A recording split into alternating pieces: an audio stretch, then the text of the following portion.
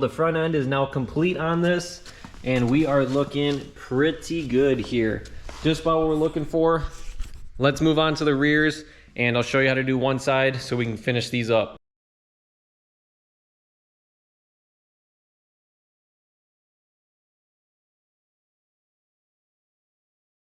Here's what we got for the rear. So we have just a coil spring right here on the very back side, and nothing holds this in aside from the actual tension itself. So to pull this out, all we'll need to do is just push down on this and basically remove it. We should be able to do that by hand. I'll just have to get underneath the car. I'll show you how to do that.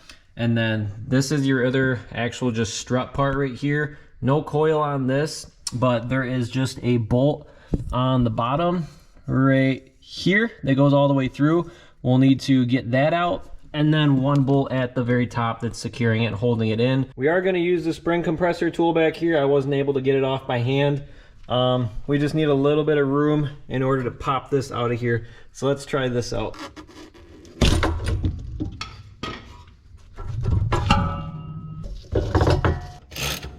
Now that the bottom is loosened on this, we need to remove it from the top. So there's two 16mm bolts up here. One's over here in this corner, and then the other one's over here in this corner. Kind of hard to see, so I'm just gonna pop these out with our impact. Hopefully this will fit in there. And then this should hopefully be able to drop loose then, and we can remove it after that. Once those bolts are loose, you can push down on your whole assembly here, and you should be able to get this to break free. And then we can remove this fully out the wheel well here. Carefully, don't want to damage anything. This side is completely disassembled.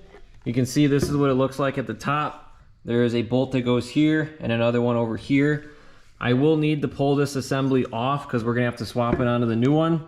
Looks like it's just a 17mm bolt on top, and we should be able to break this free, and we'll get this piece off so we can move it onto our new kit. So the new kit, what we get is we get obviously the strut piece right here. Does come with a new nut. This is how it looks. We just took that piece off that we'll have to swap on. I'll do that first to start. We get the coil for the rear, and then also with the rear comes this piece right here. This is your adjuster. It's got a plastic washer piece on it that just goes onto this. So this will sit on top. I'll show you how this goes in there. And then the smaller part on the strut will go down, and the bigger part will go up. So this piece right here is going to set just like this, just like so. So that's how this will go in the rear. We're gonna put this piece together here first. Get this piece, throw it on.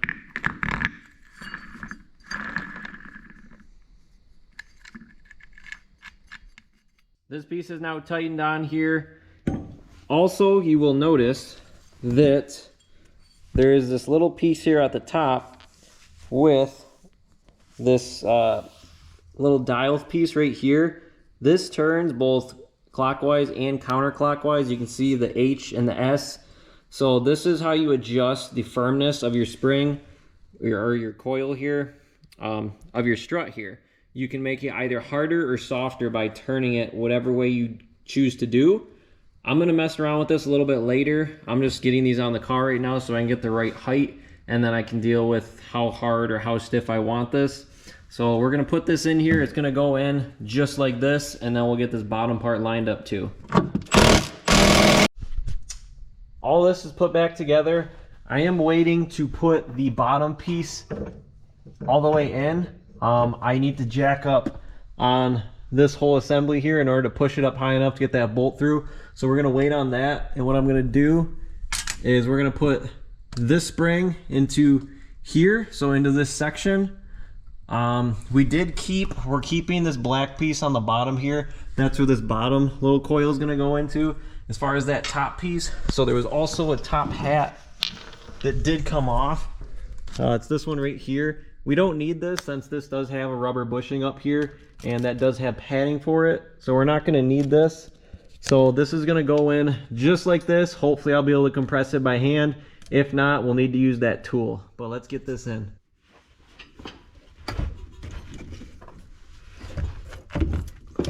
I have the jack set up here. It's just on the edge of this rotor. We have a towel just to kind of protect it. Make sure that you're not on the dust shield. You don't want to damage that or bend it. So we're just gonna push this up and get it so that this aligns on the bottom so that we can get that bolt through there.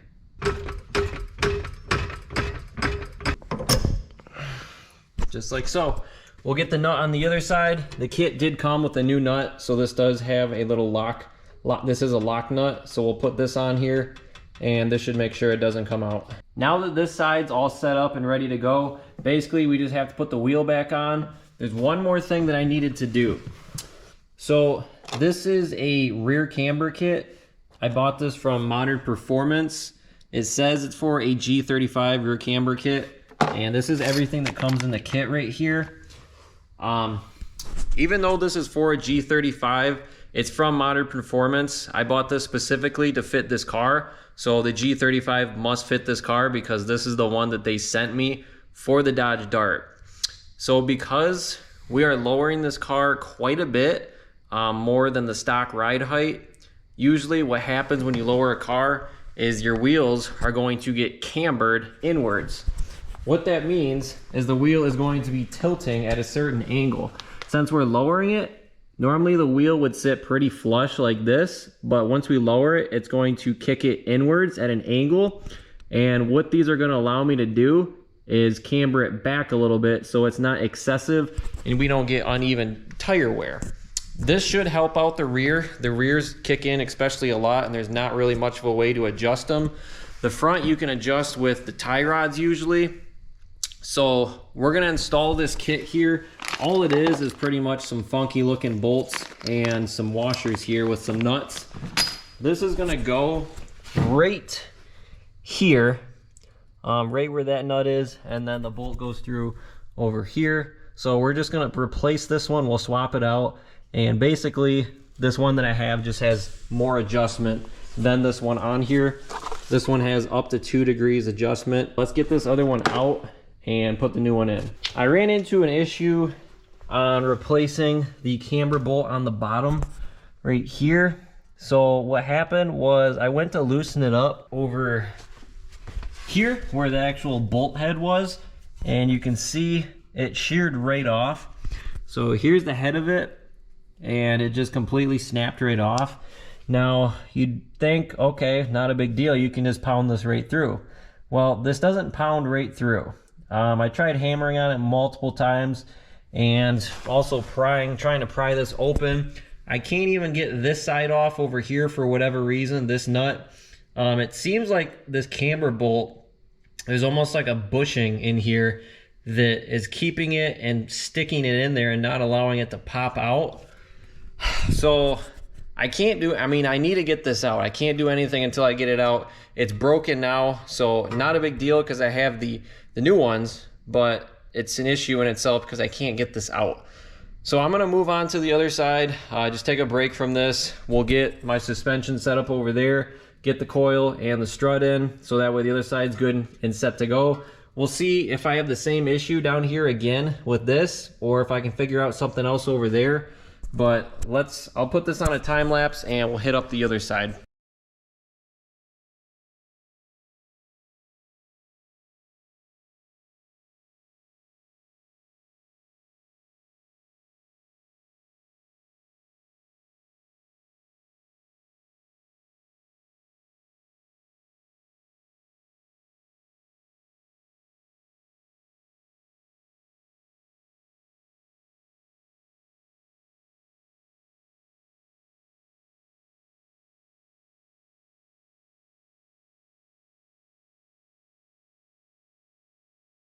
I did have to end up removing the entire steering knuckle. This is the bolt right here that I cannot get out. I tried adding heat to it. It's still seized in here. This trailing arm moves freely, it's fine. These bushings are pretty much gonna be hammered by now from the heat. I may need to press this out, we'll see, but it should be a little bit easier to get access to this and hopefully try to knock it out with this out of the car. I don't wanna have to replace this whole entire knuckle just for this one bolt that's being a pain in the butt. So we're gonna see what we can do, see if we can get this knocked out. After quite a bit of work, I was able to finally cut off one side of this, and I ended up using a ball joint press in order to press this the bolt out after I'd cut it. It is out. We are finally free here. So since the bushing is so badly damaged and ruined, we are going to have to replace this bushing. So I will have to get one ordered, and I'm not going to be able to put this back together until I do get another bushing. And look at what arrived today. So it's now 4 days later, and we have received the part, and we have received the bushing that we're looking for. I will put the part number for this down in the description if you happen to need this bushing too as well. But there is the part number, MS254102. Hopefully this will work. I looked this up on forums, and this is the part number that they said to use for this bushing that I have here. So let's open this up and take a look at it, and then we'll compare it with the one that is on the car. Here it is. What I will need to do is pop the other one out in order for us to compare it, and then we'll get this new one in. And it looks like, taking a look at this, that you can press this out either way. So we're gonna use I have a tool here, a rental tool. This is just one of those press tools that I use to get it out initially. So we're gonna use that same tool to hopefully kick this out and also install our new bushing here.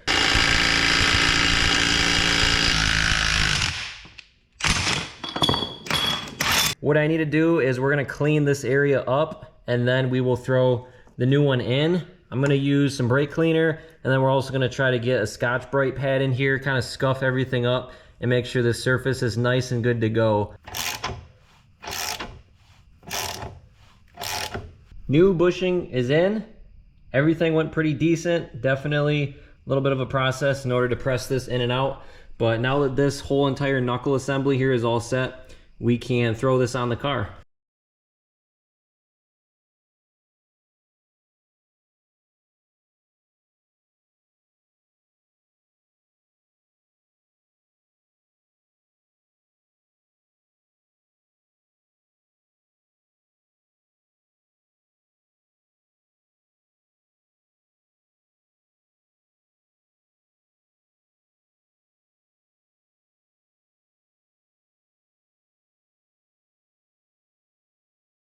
We have made it. This whole wheel is assembled. Everything's tightened up, good to go. I just threw the wheel on. You will notice that I do have my lug nuts and my studs on here. I'm just kind of in the middle, and I'm in between doing things right now. I have a couple projects going at the same time. I will have a video and an install for these to show you guys how to do those. But for right now, since we should be finished with these coilovers, installing them. So this car, we're just gonna lower this jack. I have not yet seen what the rear looks like and how much of a gap that there's gonna be. I didn't do any adjusting on any of the car yet, so everything is just out of the box installed. So let's see where this is going to sit.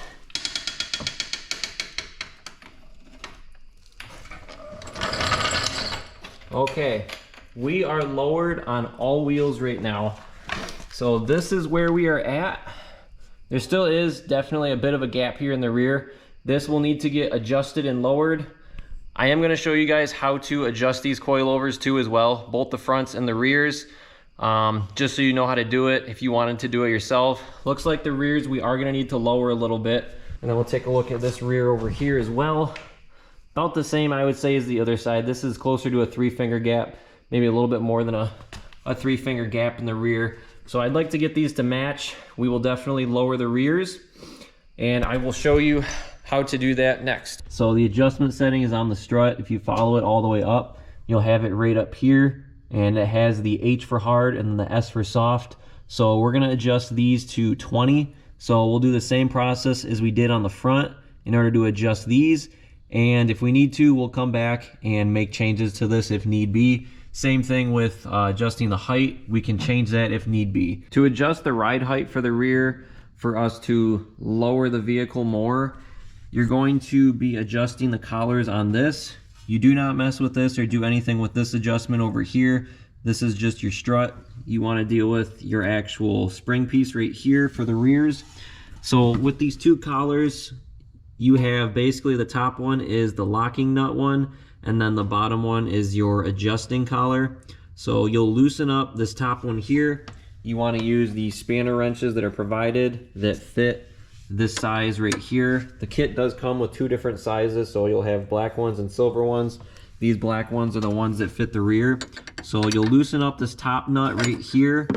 So I already loosened this up, so this will just twist and go upwards.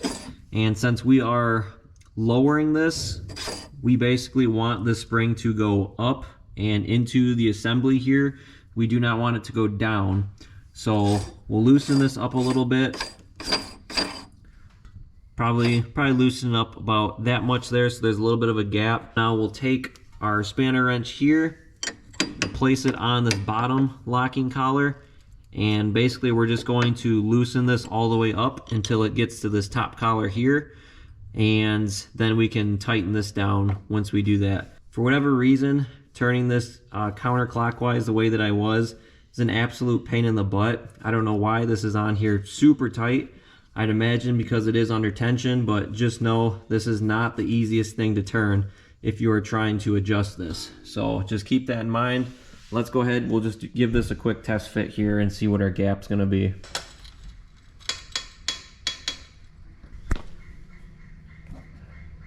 Still have a little ways to go, so we'll keep working on this and get it to where we want, and then we'll go do the other side. If you have issues spinning this when it's on the car, like I could not spin this. It just was not working properly. What I did was I just took the bolt out of the bottom side of this right here. So there's no bolt in. I took it out, removed it, and I just took this whole entire spring out of the car. Once you take this out of the car, then these spin pretty freely because there's no tension on it. So if it's easier for you to adjust this with it out of the car and you don't have to worry about damaging anything, I would just recommend doing that. That seemed to be the easiest way to go about this. This wheel is all set and good to go. Everything's adjusted. We're gonna lower it, get it down on the ground. We'll take some measurements. We'll measure the ride height over here to the other side, make sure that they're similar. So let's get this lowered down first. There's the gap, much better than it was beforehand. And it's right at that 2-finger gap, which is what I was talking about. That's what I like to have. Gives you a little bit of room here for the suspension to go up and down, but it's not super close to the point where you're going to be smacking these wheel wells in the case that it does need to go up or down. Let's get the tape measure out here and we'll measure up both sides. Rear passenger side from all the way down to the ground, all the way up to the wheel well, we are just under 26 inches. I don't know what it was at beforehand. I will post something in here so that way we know what the difference is. But this side is at 26 inches, and let's go see what the other side is. 25 and about 3/4. So this side is a little bit lower than the other side. It's not super significant, but I may at some point go over to the passenger side and lower it down. I like this side a little bit better since it's a little bit lower, a little bit less wheel well. Not a whole lot. We're talking a difference of about 1/4 inch. So it's only a 1/4 inch difference, not a big deal. We're good for right now. I'm just gonna show you the front end real quick, show you the gap on that. I'm not gonna adjust it as of right now. I may in the future, but let me just show you what it's at for right now though. 25 and just over 25 and 1/4 inches for the front. I'll also post the original measurement from the stock ride height in here as well, but 25 and 1/4 roughly. So we'll go measure the other side here, just over 25 and 1/4. So looks pretty good. I'm not gonna adjust anything on the fronts. As for the rears, because they're pretty darn close. They're not exact, but they don't need to be.